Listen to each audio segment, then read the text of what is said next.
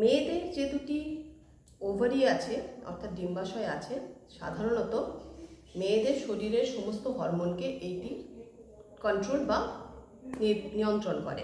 PCOS হলো বিভিন্ন হরমোনের, যেমন thyroid, insulin, prolactin, FSH, LH, এই সমস্ত হরমোনের ইমব্যালেন্সের ফল বা অনিয়ন্ত্রণের ফল।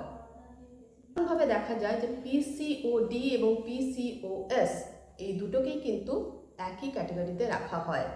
কেউ এটাকে আলাদা আলাদাভাবে ভাবেন না, অর্থাৎ এদের দুটোর ক্ষেত্রেই লাইন অফ ট্রিটমেন্ট কিন্তু সেম থাকে।